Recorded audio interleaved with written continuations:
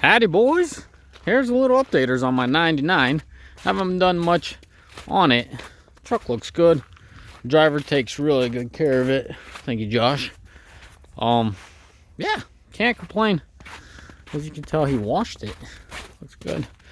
What I'm gonna do is give you a little run around, little walk around. Good old working truck's not trashed. As you can tell, the driver keeps it in good, clean shape. You know, there's not a lot to mention, which is very surprising. This Ford has been pretty eventful for most of its life, with me at least. Let's do a cold start. Let y'all see what it's looking like. Alright, so has 305, lights off. We could let her rip.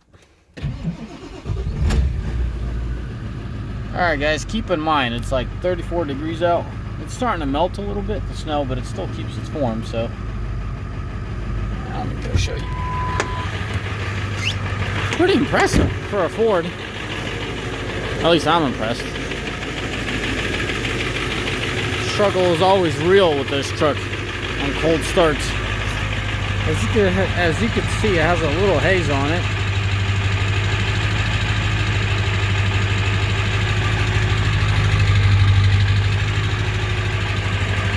Runs respectfully clean for an old diesel.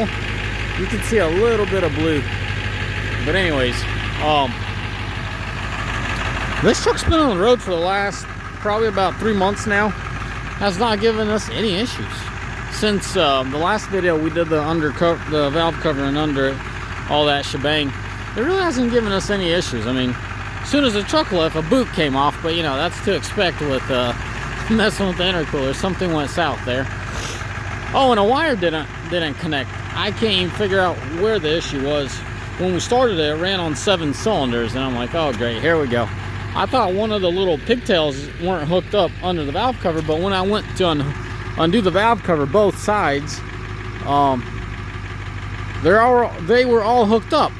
And then what I decided to do, it's not the cleanest way of doing it, simplest way of doing it, is start the truck with the valve cover off and start pulling off the harnesses per injector and seeing which injector doesn't affect the truck, but somehow they all affected the truck. And the reason I say somehow, because prior to this procedure, the truck ran on 7 cylinders, but now, you know, every single cylinder is being affected. I'm like, what is going on here? I must have done something and I missed it. So I put everything together, took it around the block, and the thing decided to come back to life on all 8. So something somewhere wasn't connecting quite right. Took it a little while. Now it's going into high idle. But yeah, short story. I'm happy for this. I'm happy for this truck. I'm happy that I didn't give up on this truck. You know, truck's been treating me well. For a 99, it's running respectfully, being really cold. You know, out here overnight, unplugged. As you can tell, with high idle, cleaned up a little bit on the exhaust. I don't know if you guys can see it.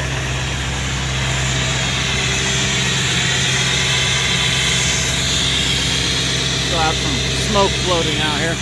But anyways, fairly respectful. But yeah, that little I think it's one of the pigtails weren't making contact for whatever reason on one of the injectors. So that thing sort of, me digging into it and trying to figure out who's the troublesome, they all sort of decided to be a team. And all came back to life, and then the boot popped off, put a new clamp on it, and that is it, guys. This truck's, nope, I lied.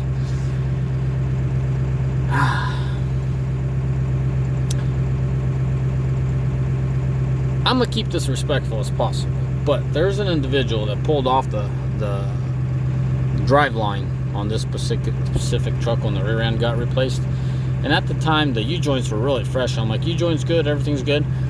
He's like, yeah. I'm like, what about the bolts? And he's like, oh, they're fresh too. I'm like, no, I want new bolts in here. And being mechanics as they are sometimes, decided to flex, and he's like, dude, I've been doing this for, you know, years, and they're good. Look at this. I'm like, okay, fine. I'm like, something happens, I'm gonna let you know. Well, something did happen. Driveline flew off. Probably about a year later. I know, guys. You're gonna say, hey, you know, don't be putting it on this dude a year later. Well, the miles weren't that great. The opportunity of stretching out the bolts weren't that great. But what happens, guys, when you touch the straps, the U-joint straps, the bolts that hold those things in place, I would say 99% of those bolts are torque to yield, so they stretch. It's as if they stay sprung. Well, they do stay sprung.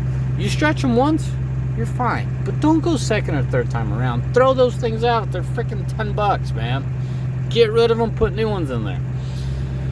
So anyways, this mechanic flexing on me costs me money, which I should have told him, give me new bolts in there. Anyways, so ended up losing the drive shaft on this truck. Driver's very respectful, took it very easy on the front. He didn't have much weight on his trailer, but he was pulling a trailer, which is 6,000 pounds alone. But he ended up coming home on the front drive end, front differential, you know, 100 miles or some change.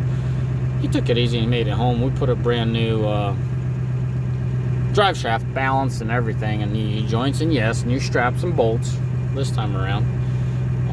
My shop did this project, and yeah, cool. Anyways, boys, enough with me yapping.